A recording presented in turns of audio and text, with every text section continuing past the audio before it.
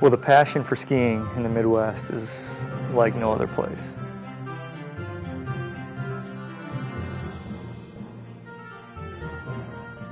One of the great things about Boyne is you're walking through this quaint village, have pictures up of old-time skiing, old-time gear. Everyone has a big smile on in all these old photos. And we were walking through the street the first night that we were in town. Everyone also had a big smile on. People are laughing, people are playing in the water park here, people are celebrating, people are in the arcade. And then we came back out and we skied the first day. That same passion carried over onto the slopes. Nobody cared about what they were wearing. Nobody cared about the gear they're on. You can see everything from the highest end, brand new stuff, down to skis you haven't seen since the mid-'80s and boots that you pray are going to still hold up as this person heads up the chairlift. Everything's accepted. Nobody's shunned for what they're doing or what they're skiing on or skiing in. It's about getting out there and smiling and laughing. If you crash, people get back up and do it again. Nobody worries about the fact that there's 400 or 500 vertical feet. It's just fun. And they don't care. They're smiling. The culture of night skiing in the Midwest stems mainly from the work hours and the school hours. The school that I went to set up a ski club, and what it would entail would be that we would buy into this club and then we would get a $10 pass rental equipment type of deal or package, and you could go as many times as you wanted throughout the season. Our school did not set up any bus trips. However, part of the culture here in the Midwest is that the schools do set up the bus trips, and the schools will actually bus their folks to the hill. And it's a way to drive. It's a way to drive physical education and entertainment through the winter hours, especially being this far north. When it gets dark at 3 o'clock, 3:30 in early winter, you come up to the ski hill, purchase your package and your lesson or whatever the case, and you go up and ski through the night. There's something special about skiing from 8 o'clock in the morning until 9, 10 o'clock at night too.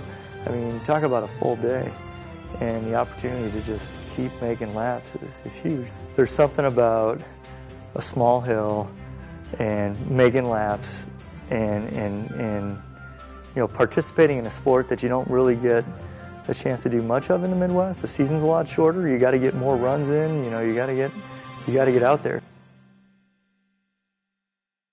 We've got a corporate motto is what are you up for? What are you up in northern Michigan? What are you up for?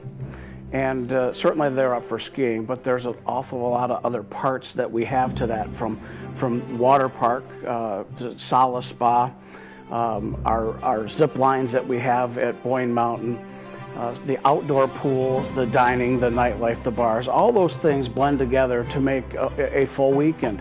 In the summertime, we have a wonderful beach on Deer Lake just a couple miles from here, along with housing and a restaurant over there. Tremendous bike trails, cross-country trails, mountain biking, tennis. Again, there's something for everyone. We have 2 championship 18-hole golf courses, and the more there is to do, there's something for every member of the family. I don't think anybody could come here and say, "Mom, I'm bored." And we've always been very innovative we've had the first magic carpet here in the Midwest many years ago, and started off with a small one and a long one, and that made a huge difference in the learning. Not having a rope tow, not being forced to go on a chairlift to begin with. A lot of people have fears of chairlift, and also a lot of parents don't really want their kids to be on the chairlift to begin with. So that has been a great addition to have a magic carpet here. Plus, it made a huge difference in the teaching speed and in the learning speed. Boyne has committed 100% to our first-time skiers. This is where the future is, and in developing products in children's programs, and with the magic carpet and the learning help, it's definitely made a huge difference to enhance the learning experience. Well, snowmaking is one of the biggest things in technology that I've seen grow over the years that I've been with the resort and with the company. Starting from the old technology that Mr. Kircher invented in the late 40s and 50s on snowmaking to what it is today in our new Boyne Low-E snow fan gun that makes such a dry snow that you're able to ski it as soon as you turn the gun off. The Mountain Express lift that we have at Boyne Mountain is the first 6-place lift in America, and it was built by Doppelmayr, a 1,000 feet a minute detachable. Really was a great boon to our skier counts here at Boyne Mountain. Everybody was just fascinated with it. That was installed in 1992. And it's been a very great, very reliable lift, and again, something that really attracted a lot of people that hadn't been to Boyne Mountain to our property, and how nice it is to be able to get plenty of runs in a day's time, not having to sit on a slow, low-tech chairlift.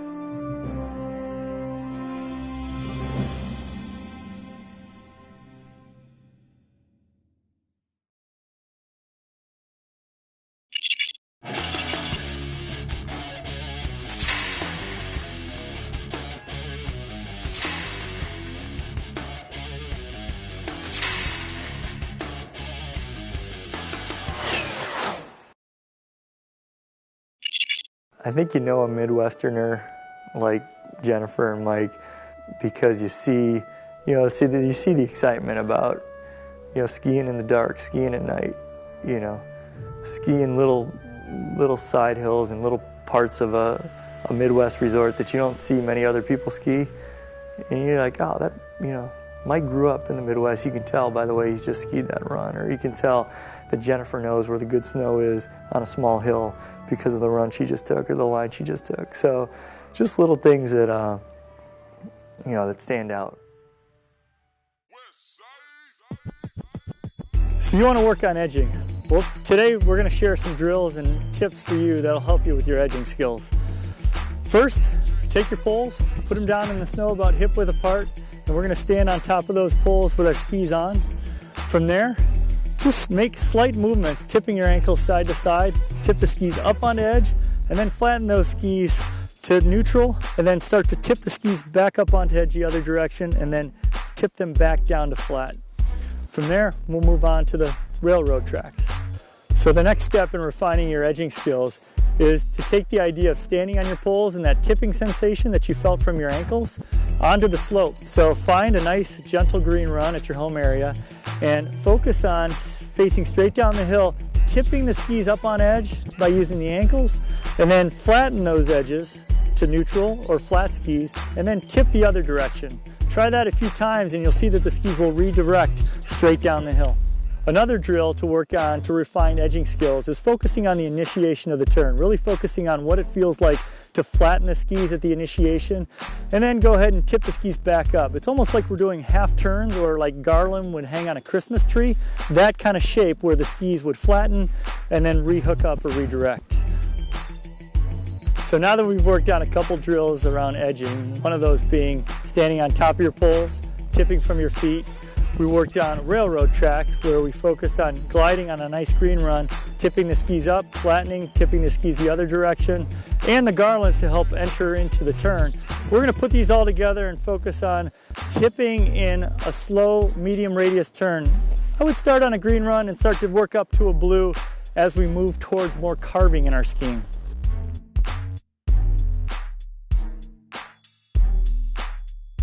Now we're going to work on creating intensity with the long leg, short leg when we're discussing edge angles to the snow. The first thing that we're going to discuss and go over is a long leg, short leg static drill. And that's where we're going to have one person on either side of us, and we're actually going to tip from one person to the other, creating a long leg, short leg as we're standing there on the snow.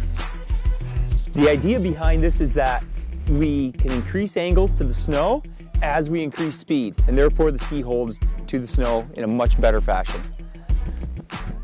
The next piece of the puzzle here is to bring this long leg, short leg idea into motion.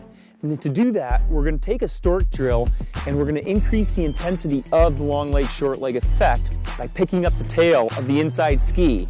And what that essentially does is it allows the inside half to clear the way for the outside half of the body to create those angles and increase those angles as the turn progresses. So for a visual cue, what we are looking for is that the inside leg bends or flexes very intensely compared to the outside leg. As a result, what we're going to see is that the inside leg moves ahead of the outside leg, and then we can increase angles with the outside leg onto the snow. Now we know what it looks like, now we know what it feels like. Let's take 2 of those drill turns of the stork drill and blend those right into our skiing and try to replicate those movement patterns and those sensations. As you're noticing when we're watching these skiers, how the inside leg shortens and stays ahead of the outside leg as the intensity and speed increase throughout their run.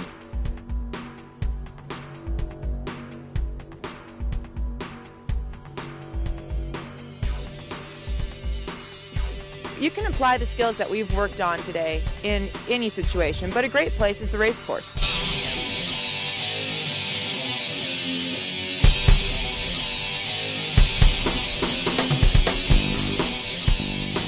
In a race course, you're going to find a variety of terrain options. Sometimes you'll be on flat terrain where you don't need to have a ton of edge to pull off the turns that you want. That might be a situation where you can just simply roll the feet and ankles back and forth, creating just enough edge to accomplish the turn that you want to, without giving so much edge that you're going to lose speed. In a steeper pitch on the course, you may find that you want to develop higher edge angles. So at that time, think not only about Bobby's drill of starting movements with the feet and ankles, but then add in Mike's focus of using a longer outside leg and shorter inside leg so you can develop higher edge angles. You'll be able to hold better on the steep pitches, and you'll be able to get the ski to turn a shorter arc for you as well. So when you're skiing around at your home mountain, working on your edging movements, remember, start down by the snow. Take your feet and ankles, use them to roll the skis on and off edge.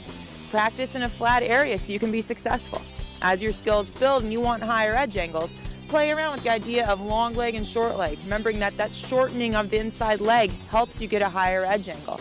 So next time you're at your mountain, remember, be safe, have fun, and go with the pro.